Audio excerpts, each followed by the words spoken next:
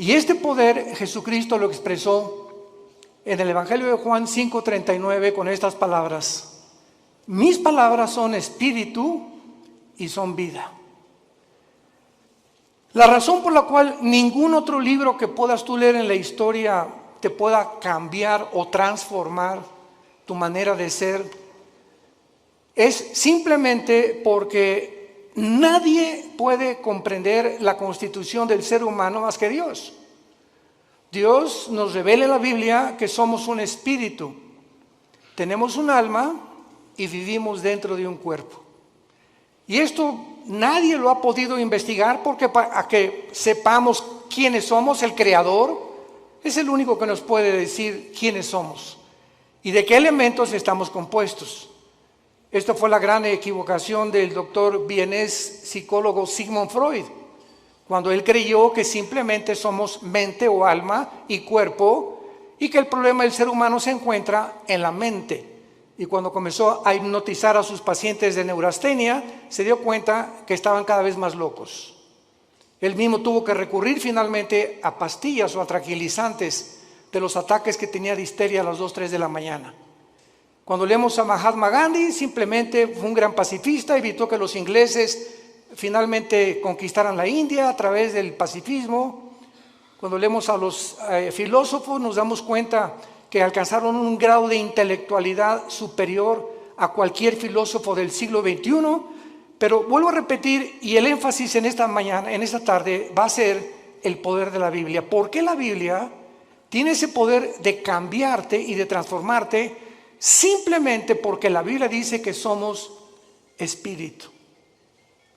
Entonces, tú has alimentado toda tu vida tu mente. Y no hay ningún problema en que tú lo sigas haciendo. Vas a la universidad y estudias matemáticas, licenciatura, arqueología, antropología, medicina, lo que tú quieras, ¿verdad? Y es un conocimiento que te va a servir en esta vida. Pero encontramos la mayor parte de las personas, como el expresidente Echeverría, que acaba de morir anoche. Luis Echeverría dijo días antes de morir que él lamentablemente no había podido conocer un poco más de la dimensión espiritual. Y así encontramos artistas, políticos, cantantes, deportistas que han alcanzado el éxito, grandes médicos, grandes psicólogos, grandes cantantes, etcétera, etcétera. Pero llega un momento a los 50, 60, 70 años de edad que sigues igual, y que conquistaste el mundo y perdiste tu familia, o conquistaste el mundo y construiste, levantaste, y jamás tuviste una relación con tus hijos, ni pudiste dejarle una herencia a tus hijos espiritual. Pero cuando descubrimos que somos más que intelecto, más que conocimiento, que somos un espíritu, ese espíritu que tienes tú dentro y que tengo yo necesita alimento, necesita dirección, necesita algo que pueda hacerlo desarrollarse para que tú puedas tener una protección interna con las tentaciones que nos rodean en el mundo y con la fama, la publicidad, la sexualidad, el placer, etcétera, etcétera, que nos ataca continuamente. El espíritu dentro de tu vida, fortalecido a través de la lectura de la palabra de Dios, llegas al final irreprensible sin tener nada de qué avergonzarte.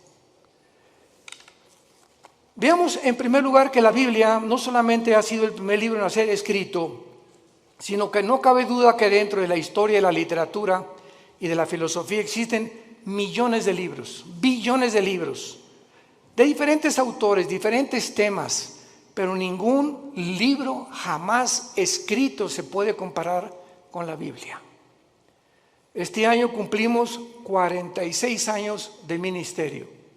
Yo comencé predicando en 1977 en la Sierra de Guerrero y Oaxaca. Era misionero, estuve 3 años con los indígenas. Ahí fue donde Dios comenzó a forjar mi carácter, porque la Biblia le pone énfasis al carácter más que a cualquier otra cosa. Si tú alcanzas el nivel que quieras y no tienes carácter, no puedes mantenerte en ese camino, porque no solamente es comenzar, sino lo que cuenta es cómo terminas. Hay muchos que comienzan bien, pero terminan mal, porque su carácter, su vida jamás la pudieron disciplinar por la cuestión espiritual. Nunca atendieron el área espiritual, que es la más importante. Veamos también nosotros que grandes hombres han hecho diferentes declaraciones acerca de la Biblia. Por ejemplo, Abraham Lincoln. Abraham Lincoln, cito sus palabras: creo, dijo, firmemente que la Biblia es el mejor don que Dios jamás haya dado a los hombres. Todo el bien que emana del Salvador del mundo se nos comunica a través de este libro incomparable. George Washington, el primer presidente de Estados Unidos, dijo: es imposible gobernar cualquier nación sin Dios y sin la Biblia. Emmanuel Kant, el gran filósofo francés, dijo: la existencia de la Biblia es el mejor beneficio y lo más grande que la raza humana jamás haya recibido de Dios. Y todo intento de desprestigiarla es un crimen contra toda la humanidad. Isaac Newton, el gran científico, ¿verdad? Que se le atribuye todas las leyes de la gravitación, dijo: existen más señales de autenticidad de la Biblia que en la historia profana de la humanidad. Y así tenemos a Blaise Pascal y a todos estos hombres científicos del siglo pasado y del siglo XIX que eran cristianos. Y llegamos al siglo XX, donde estamos en la luna y la tecnología, y se descubre en 1954 la hélice del ADN, del ácido desoxirribonucleico, y la computadora y el iPhone y toda la época cibernética en la que vemos, y endiosa al ser humano. Y nunca en la historia han habido tantos ateos como en el siglo pasado. Nunca en la historia. Los más grandes hombres, Isaac Newton, Blaise Pascal, Pasteur, el mismo Einstein, dijo: Dios no juega al universo con los dados. Pero vino algo que fue la falsamente llamada ciencia, o el conocimiento de la tecnología y de la ciencia, que el hombre simplemente se convierte en un necio, como hemos llegado al siglo XXI. Los científicos, genetistas, químicos del siglo XXI, ¿saben ustedes cuál es el proyecto más grande que tienen? Mejorar al ser humano en lo que se llama el transhumanismo. O sea, le están retando a Dios y le están diciendo: podemos hacer un ser humano mejor que el que tú nos hiciste, a través de experimentos genéticos y tecnológicos y neurológicos. Además de todos estos comentarios, las evidencias de la Biblia son asombrosas. Cuando murió Carlos Sagan, el gran astrónomo ateo en el siglo pasado, ya a finales del siglo XX, Carlos Sagan dijo lo siguiente antes de morir, un mes antes de morir. Se lo dijo a uno de sus hijos: yo hubiera creído en Dios si hubiera más evidencias de su existencia. Hubiera querido que se me apareciera. ¿Y por qué no se nos dijo: yo vivo? ¿Por qué Dios no nos da más evidencias de que realmente hay un poder en el universo que nos pueda guiar?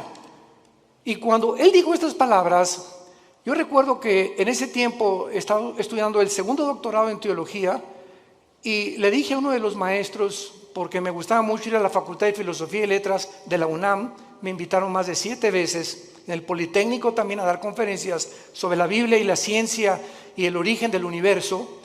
Le dije a uno de los maestros: ¿cómo es posible que Carlos Sagan haya dicho que le faltaron evidencias cuando la Biblia tiene evidencias científicas?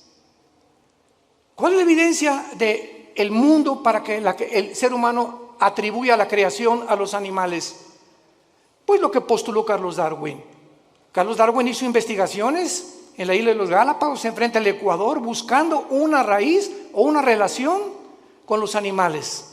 Él nunca dijo que veníamos de los animales, postuló, dijo probablemente en su libro, el libro de las especies, el origen de las especies, pero jamás él asegura ni confirma que veníamos de los animales. Y durante todo el siglo XX, todas las universidades, todavía hay escuelas, esto es impresionante, que sigan enseñando que nosotros tenemos el origen en Chita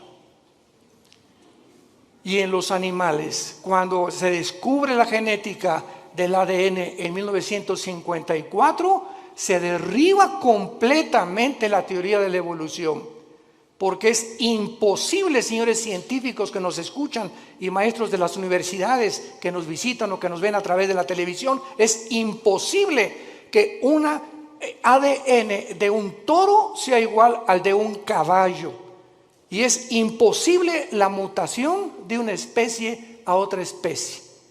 Y hasta este momento no hay ninguna mutación, jamás, lo que se llama el famoso eslabón perdido, para que un conejo se convierta en una ardilla o un ser humano en un animal.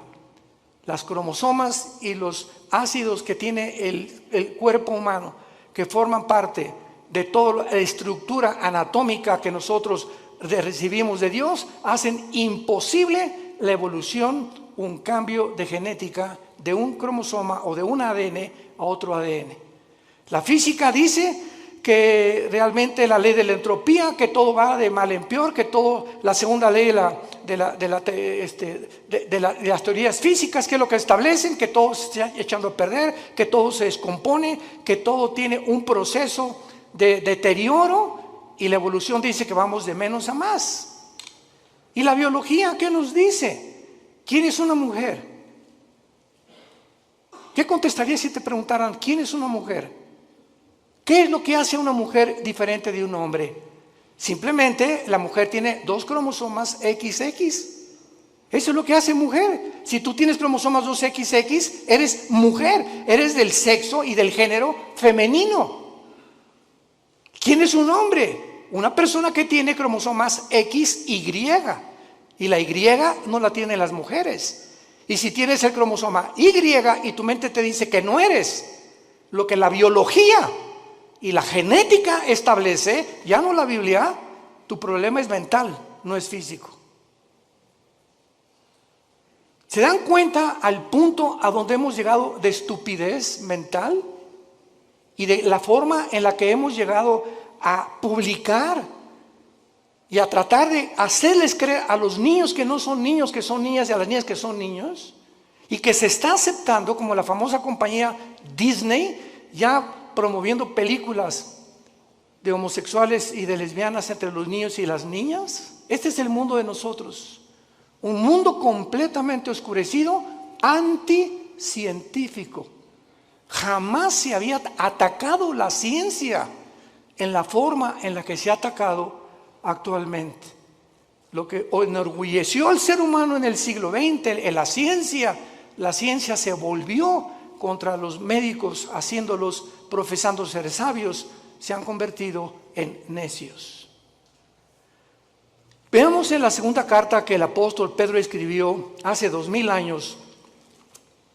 Los que traigan su Biblia la pueden abrir en la segunda carta de Pedro, capítulo 1, versículos 19 y 21, y veamos algunas evidencias de la Biblia en cuanto a su enseñanza y al propósito de Dios para habernosla dejado.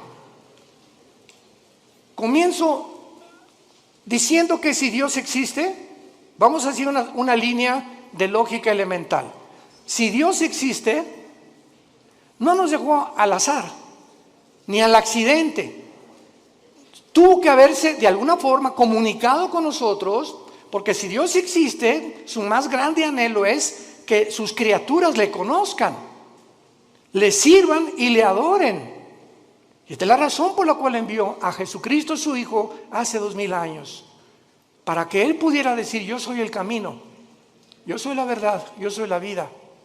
El que quiera conocer la voluntad de mi Padre conocerá si la doctrina es mía o si yo hablo por mi propia cuenta. El que habla por su propia cuenta, su propia gloria busca. Yo he venido a buscar la gloria y hacer la obra de mi Padre que me envió. Mis palabras son espíritu y son vida. Yo soy el pan que descendió del cielo, yo soy el camino, la verdad y la vida.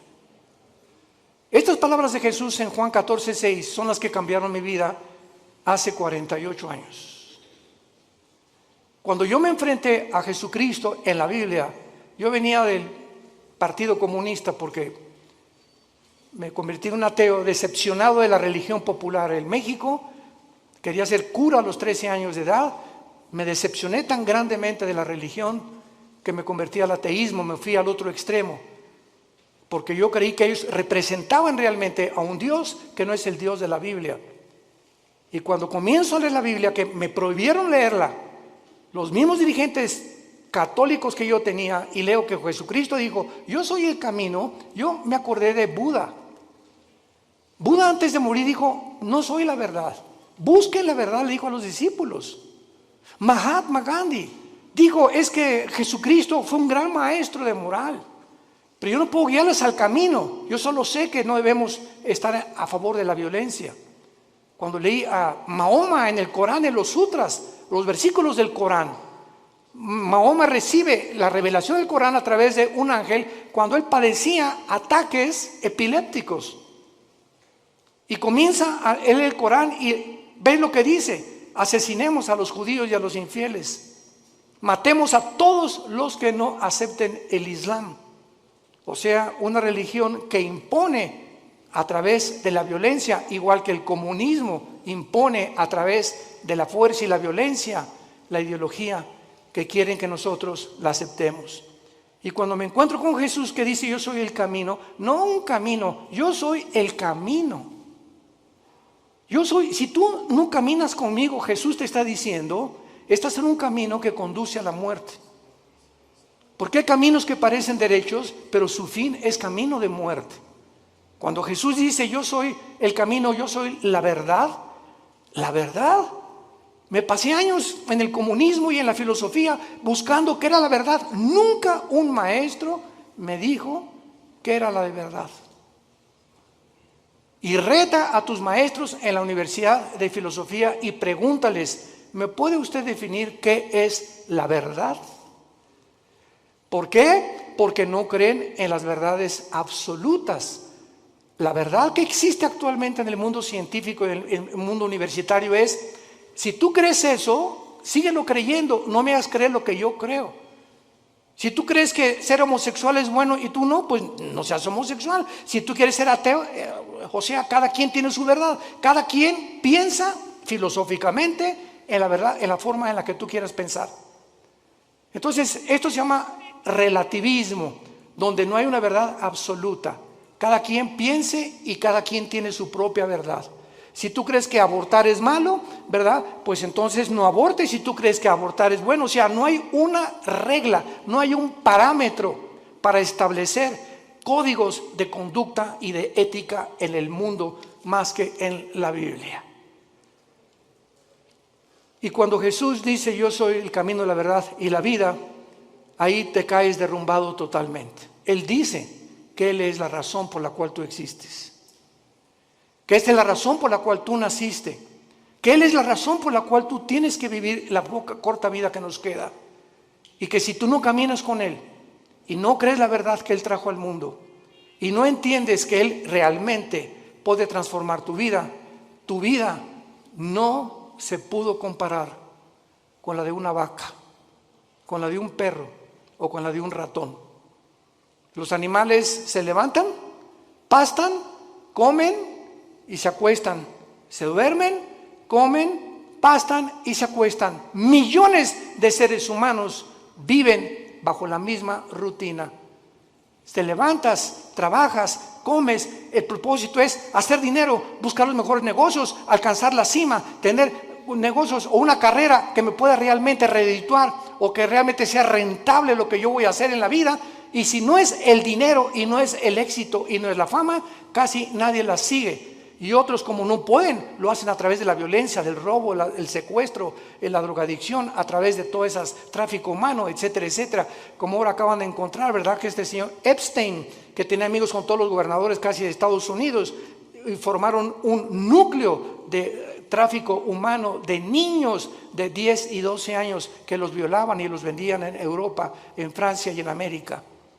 Estamos hablando de hombres multimillonarios, asistentes y amigos y compadres de los presidentes de la mayor parte de las naciones. El tráfico humano se encuentra lo más rentable que hay en el nivel más alto de la humanidad, por la corrupción tan grande a la que el ser humano ha llegado. En esta segunda carta, el apóstol Pedro nos revela tres cosas acerca de la Biblia. Y dice así, tenemos también, 2 de Pedro 1, versículo 19, tenemos también la palabra profética más segura. Tenemos la palabra profética más segura. ¿Más segura que qué? Pues más segura que milagros. Ahorita hay cantidad de cristianos que siguen buscando milagros. Personas que dicen, si yo veo un paralítico ahorita enfrente de mis ojos que se levanta y me dice su médico que tiene 15 años o 10 años sentado en una silla de ruedas y comienza a caminar, voy a creer en Dios. ¿No es cierto? No es cierto, no es cierto. Tus emociones van a ser exaltadas, te vas a asombrar realmente. ¿Y cuánto te va a durar esa emoción que tuviste al ver un milagro? Te va a durar 3 o 4 días y sigues siendo la misma persona, porque los milagros no cambian al ser humano, porque la fe no es por ver, la fe es por oír, y por oír la palabra de Dios. Si tú no te conviertes y tu transformación no es por oír la Biblia, todo lo demás es completamente secundario y relativo. Entonces, cuando dice Pedro que la palabra profética es más segura, nos está diciendo que las profecías de la Biblia que se han cumplido, solamente cuando Cristo muere en la cruz, 33 profecías se cumplieron de los profetas hebreos del Antiguo Testamento. 33 profecías. Yo recuerdo que en aquel tiempo que estudiaba las profecías de Dios, me llamó la atención las profecías de tu padrino Nostradamus. El famoso disque vidente o profeta. Y cuando leí las profecías de Nostradamus, que las hacía en forma de versos, etcétera, etcétera, se cumplieron el 15% y el otro 85% jamás se cumplieron. Cuando oí que Janine Dixon, una mujer que una semana antes que asesinaran al presidente John Kennedy en la ciudad de Dallas, 1962-63, dijo una semana antes a los periodistas del New York Times, veo sangre en Dallas en el presidente.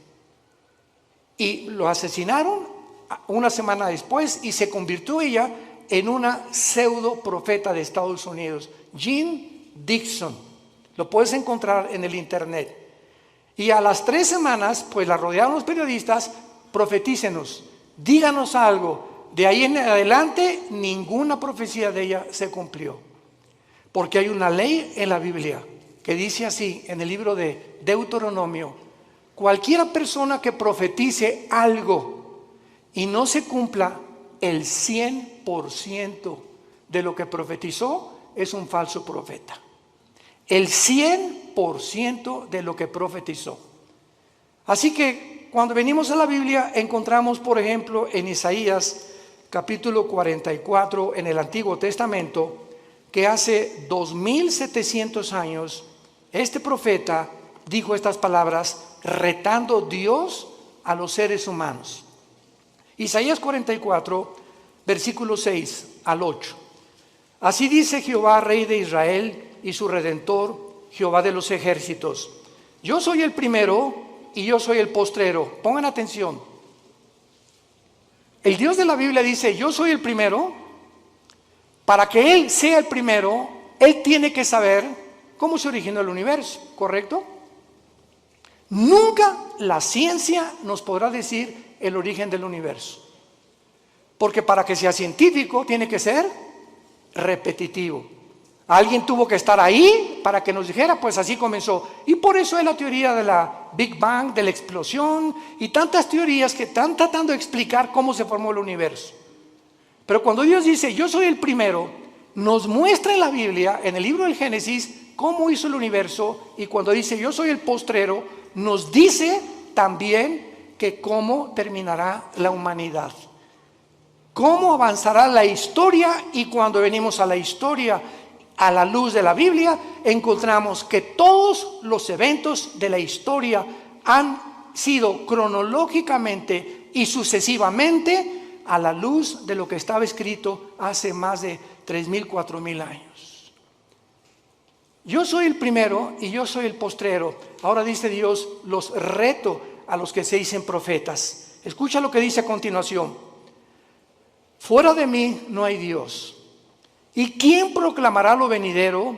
Lo declarará y lo pondrá en orden delante de mí, como hago yo desde que establecí el pueblo antiguo. Hace 2700 años Dios dice esto. ¿Quién de los escritores, quién de los que se han dicho profetas, tráeme a Mao, tráeme a Confucio, tráeme a Mahatma Gandhi, tráeme a Mahoma, tráeme a tu gallito Giro, como decimos en México? Al escritor y a la persona que más admires, dice Dios. ¿En qué libro puedes encontrar el orden de la historia desde que el mundo comenzó? En ningún libro más que en la Biblia. Y así encontramos que 100 años después de Isaías vino un hombre llamado Daniel, que fue judío y fue llevado a Babilonia cautivo por 70 años. Y en el libro de Daniel, hace 2600 años, damas y caballeros, hace 2600 años, en el libro de Daniel, él declara los órdenes de los imperios que vendrían en el mundo a través de la historia. Y le dice el ángel que le revela a Daniel esta profecía: Daniel, estás ahorita bajo un imperio que es Babilonia. Babilonia es la nación de Irak, bíblicamente y actualmente.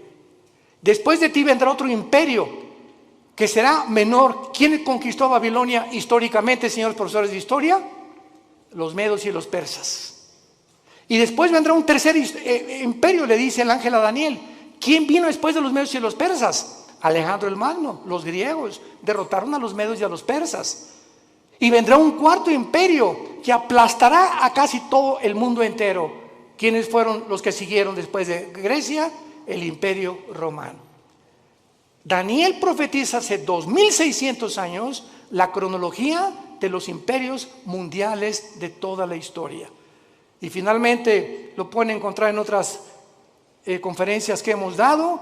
Vendrá otro imperio que son los 10 dedos de los pies de la estatua de Nabucodonosor, que el anticristo, el próximo gobernante y dictador mundial, formará una confederación política de 10 naciones, 5 de Europa y 5 del Medio Oriente. Formarán un G10 y cuando oigamos en la televisión, en el radio, ahorita hay un G7, cuando se forme un G10 de esos 10 naciones que se van a unir del Medio Oriente y de Europa, de entre ellas saldrá el anticristo. Y nosotros ya no estaremos aquí, ahí nos vemos al rato. Porque vendrá el arrebatamiento de la iglesia. Pero no me quiero profundizar ahorita en eso. Y finalmente en esta profecía de Isaías, dice el versículo 8, no teman. Desde el Génesis hasta el Apocalipsis, el mensaje a los cristianos es: no tengamos miedo de nada. No teman, ni de los temblores, ni de las inundaciones, ni de la Tercera Guerra Mundial, ni de explosiones volcánicas, ni del hombre, ni del diablo, ni de los demonios. Porque mayor es el que está entre nosotros que el que está en el mundo. Mi paz les dejo, mi paz les doy. Mantén esa paz dentro de ti. Mantén esa paz. Esa paz es el secreto de la salud.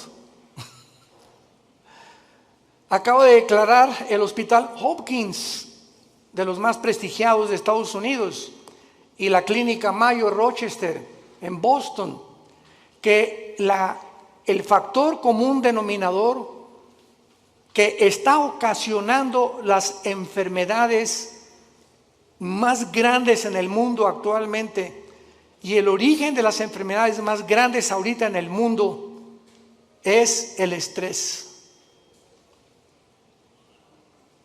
¿Qué es el estrés?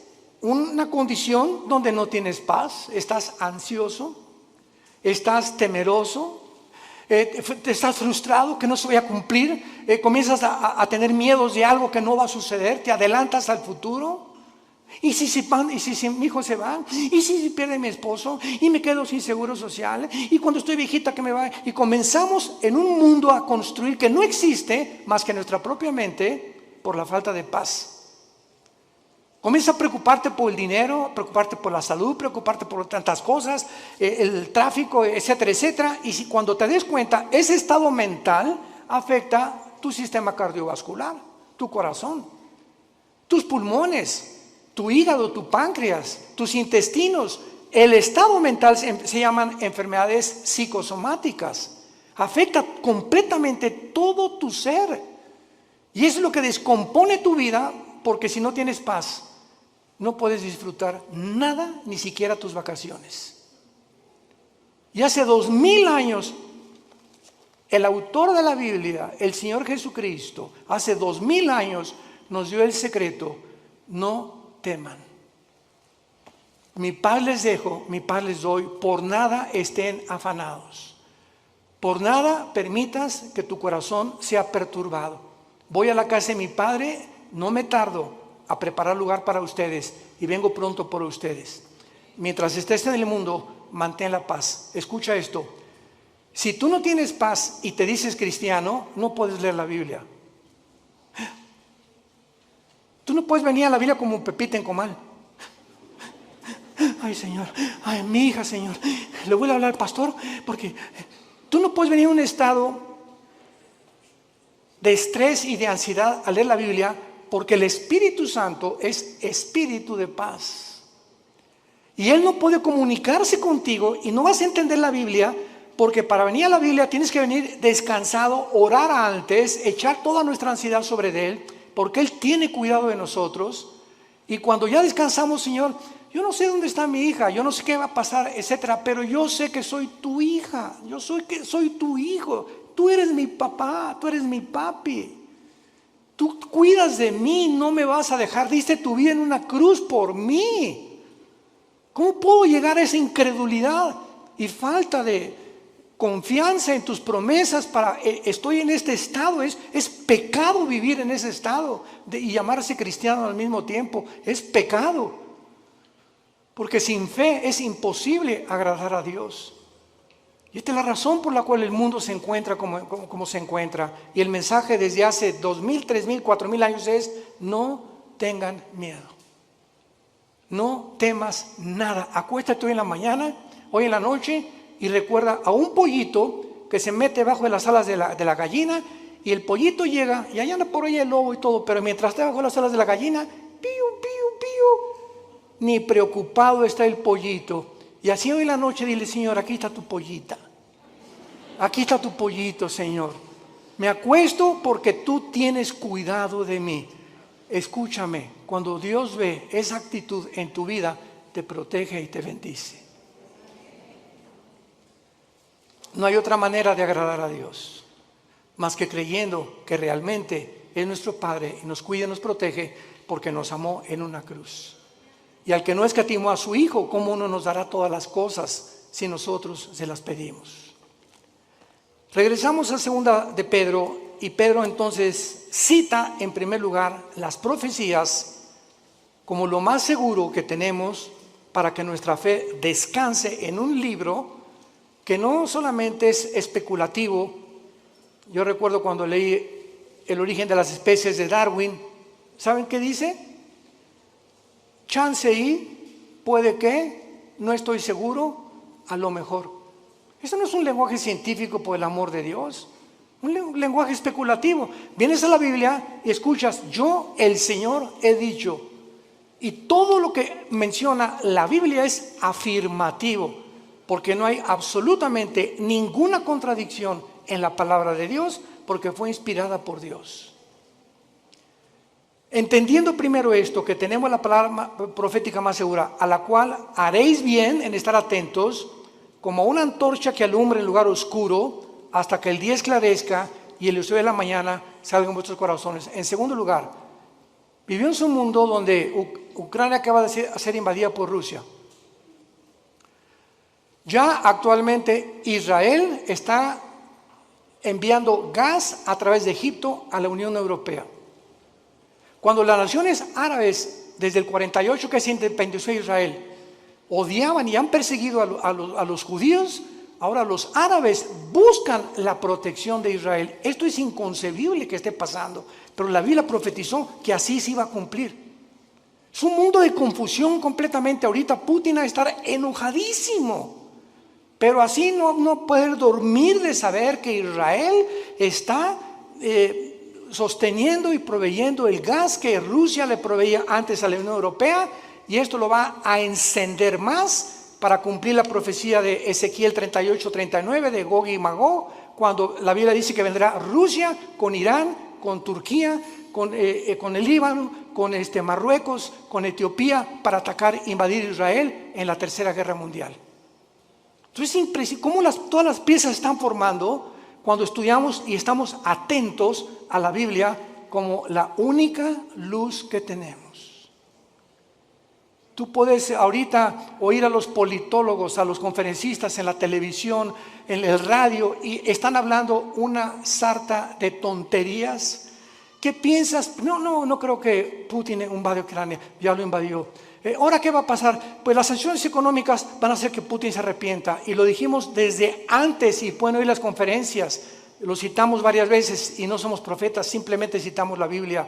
De acuerdo a la Biblia, Ucrania no podía ser devuelta a la Unión Europea ni tampoco convertirse en la OTAN, porque Ucrania es de las naciones magogitas que forman parte de la invasión final de Rusia contra Israel. Y Ucrania viene bajo el nombre de Magog. Toda la región de Magog, que es el noreste, Lituania, Estonia, Latvia, Kirguistán, Kuzbekistán, Kazajistán, Pakistán, Afganistán y todas las que están al sur junto al mar Negro y al mar Caspio, son las naciones que la Biblia profetizó hace 2800 años que invadirían Israel. Así que bíblicamente Ucrania nunca va a dejar de estar bajo el poder de Putin. Y ahora Putin va a seguir con las demás, por eso ya Finlandia y Suecia corrieron a la OTAN y están buscando el paraguas de la OTAN porque temen la invasión también de Putin. Todo está escrito exactamente como la Biblia lo profetizó. Y todas las demás opiniones son opiniones especulativas, hipótesis, teorías que la gente tiene. Y cuando nos entrevistan a los cristianos, les decimos, esto va a pasar, y esto va a pasar, y esto va a pasar. No lo digo yo, está escrito en este libro. Haríamos bien en estar atentos a la Biblia, hoy más que nunca. No hay, escucha esto, no hay otra luz en el mundo, no hay otra luz más que la Biblia. ¿Y sabes algo más? Tú eres la luz. Tú eres cristiano, tú eres la luz. Tú eres la única luz en tu casa. Tú eres la única luz en tu taller de carpintería. Tú eres la única luz en tu bufete de abogados. Tú eres la única luz en tu clínica de médicos. Tú eres la única luz en tu escuela, en tu universidad. Los cristianos somos la única luz y tenemos alrededor a gente muriéndose, lastimada, enferma, necesitada. ¿Y tú callado? ¿Por vergüenza, por pena de hablar de Jesucristo? Y de decirles que Jesús es la única respuesta y que los invitas a conferencias como estas para que puedan ellos abrir los ojos a la realidad espiritual del mundo. Si tú eres ese tipo de personas, vas a dar cuentas en el día del juicio a Dios. Porque el Espíritu Santo vendrá sobre nosotros, Hechos 1:8, y me serán testigos. ¿Eres testigo? Desde el tiempo que tú te convertiste, ¿hay alguna persona que tú le hayas hablado de Cristo y que lo hayas guiado a la cruz? Examina tu corazón llegando hoy en la noche, ponte rodillas y ora a Dios y dile sinceramente: Señor, te pido perdón. Tengo 3 años en Cristo, tengo 5 años en Cristo, tengo 10 años en Cristo y a nadie le he hablado de ti, ni los he guiado a la cruz, ni he orado con nadie y me digo cristiana y me digo cristiano. Cuando nosotros examinamos nuestra vida, tengamos cuidado de pasar el tribunal de Cristo. Y en penúltimo lugar, dice el apóstol Pedro, pongamos atento a la Biblia que alumbra en lugar oscuro. Nunca las tinieblas habían sido tan grandes como ahorita. Políticamente, cuando el comunismo se demostró, en 1991, Mikhail Gorbachev, con su perestroika, que fue un fracaso la ideología comunista, que no funcionó en todo el siglo XX, en ningún país, porque el ser humano regresa a desenterrar esa ideología. Cuando se demostró del 48, que ganó el 45 en la Segunda Guerra Mundial, hasta ahorita, que el mundo prosperó con el capitalismo, con las democracias, porque ahora son completamente desprestigiadas, barridas, echadas a la basura. Ya no hay democracia, ya no hay capitalismo, ahora hay socialismo y ahora hay comunismo. Cuando la historia nos muestra que son ideologías que fracasaron. No necesitamos discutir nada. La historia demuestra que el hombre no aprende de la historia. Políticamente, religiosamente, científicamente, filosóficamente, en cualquier área que tú me menciones, el mundo está de cabeza. Es un mundo de locos. Escucha las declaraciones de los gobernantes en el mundo, la mayor parte de ellos, lo que están hablando, hablan, de veras dices tú, Dios mío, ¿cómo puede este hombre dirigir un país con las cosas que él habla? Así está el mundo de loco. Y la mayor parte de la gente lo está aceptando. Y finalmente dice el apóstol Pedro, entendiendo primero que ninguna profecía de la Escritura es de interpretación privada. La Biblia, tú no puedes venir y decir, yo creo que esto dice, o voy a interpretar que esto es lo que significa. Cuando tú vienes a la Biblia y tratas de interpretar de acuerdo a tu percepción o a la forma como tú visualizas un versículo o un pasaje, sígueme con mucho cuidado, sin tener en cuenta los demás pasajes de la Biblia, te conviertes en un hereje, en una hereje. Porque no es de interpretación privada. La Biblia está compuesta por 66 libros. 66 libros escritos en más de 1500 años. Por más de 40 autores diferentes. Pastores, profetas, Isaías trabajó en el gobierno, Daniel fue asesor de los emperadores, por diferentes personas de diferentes oficios, diferentes profesiones. Pero los 66 libros de la Biblia fueron guiados y están articulados como una tela, como los hilos de una tela que forman una alfombra completamente integrada. Y cuando tú sacas un hilo, haces que otro hilo se desgaje y comienzas a romper el tejido. Entonces tú no puedes sacar un hilo sin tener en cuenta los demás hilos de la tela. Y así es la Biblia. Entonces las personas que han tratado de sacar versículos de la Biblia, como los mormones, que Jesucristo no es el Hijo de Dios y que todos tenemos 10 esposas. Los hombres, amén. ¿Verdad? Pues claro que todos simpatizan con eso. Por eso prospera el mormonismo, es la religión más multimillonaria que existe ahorita en el planeta Tierra. Los testigos de Jehová, el infierno no existe. Jesús no puede ser Dios porque él dijo, es que yo soy menor que Dios, mi Padre es mayor que yo. Y no entiende que él bajó al mundo y se puso debajo del Padre temporalmente para someterse y regresó al mismo nivel que el Padre y está sentado a la diestra del Padre en las alturas y toda potestad le ha dado en el cielo y en la tierra. Por no tomar en cuenta otros pasajes de la Biblia. Por no estudiar diligentemente la palabra de Dios. Y por eso hay tantas versiones de la Biblia, que la de Reina Valera 1960, la Nueva Versión Internacional, la King James, etcétera, etcétera. ¿Por qué hay, para terminar, pregunta, diferentes versiones de la Biblia? Simplemente por el lenguaje. Ve a Costa Rica y a las niñas les dicen huilas. En México es una prostituta. Aquí le hicimos popote a lo que absorbemos en un líquido, allá le dicen pajilla. Ve a España y tienen otro tipo de palabras, ve a Brasil, ve a Argentina y tienen otro tipo de palabras, etcétera, etcétera. Ahora que tenemos nuestro programa de televisión y que estamos en 59 naciones, ya casi 60, gracias a Dios, yo trato de buscar una palabra, por ejemplo aquí chango, es un mono, ¿verdad? Pero una vez estaba yo en Guatemala y me dijeron, hermano, no diga chango porque aquí hay grosería. Aquí dicen, le dicen mono o le dicen simio, pero chango es una grosería. Entonces vemos nosotros que la Biblia está escrito en hebreo y en griego.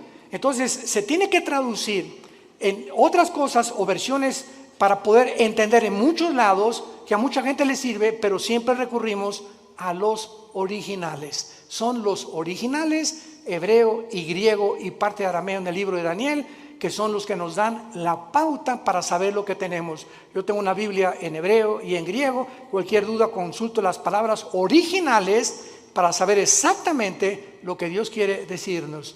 Y cuando tú estudias la Biblia, no puedes estudiarla superficialmente. El petróleo no se encuentra a 1 metro de profundidad. El petróleo se encuentra a kilómetros de profundidad. Tú no puedes venir a la Biblia en la noche y decir: Jesucito mío, mil compañía, no me desampares ni de noche ni de día. Amén. Y ya. Y luego, Juan 3:16, de tal manera amó Dios el mundo, y eso es tu devocional. Tú no puedes venir a la Biblia así.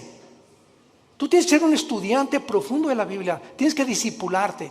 Tienes que tomar en serio a Dios. Y hasta que no tengamos esa actitud, no podemos conocer su poder.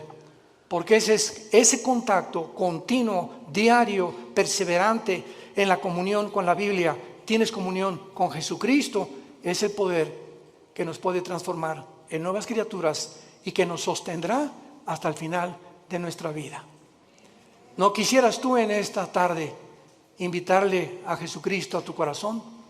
¿No quisieras tú tomar ya en serio este maravilloso libro y dedicarle 15, 20 minutos, media hora antes de que te lave los dientes, antes de que vayas a la oficina, acostarte hoy en la noche, no con las noticias, sino con abre los salmos, los proverbios, el evangelio de Juan? Vas a sentir algo que va a entrar como una planta. Una planta le echas agua y tú no ves, es invisible, pero por dentro de la tierra hay algo que está haciéndola crecer hasta que por fin sale el tallo de la planta. Y así es la vida espiritual. Tú lees la Biblia y estás alimentando el espíritu y no lo ves ahorita, pero en 6 meses, 1 año, vas a darte cuenta que vas a decir: yo no soy aquel que yo era. Como el testimonio que oímos continuamente de las personas, cómo lo transformó Dios su vida hasta que le entregaron su vida a Dios. Hazlo tú en esta tarde. No te tardes, porque está llamando a la puerta el Hijo de Dios. Y cuando Él dice: estoy a la puerta y llamo, ábrele tu puerta. Él no va a forzarte. Tú tienes voluntariamente que reconocer que eres un pecador, que tú no estás cumpliendo los mandamientos de Dios y que alguien en esa cruz pagó por ellos con su sangre preciosa que derramó en el Calvario. Inclinemos la cabeza y dile al Señor, sinceramente, tal vez por primera vez: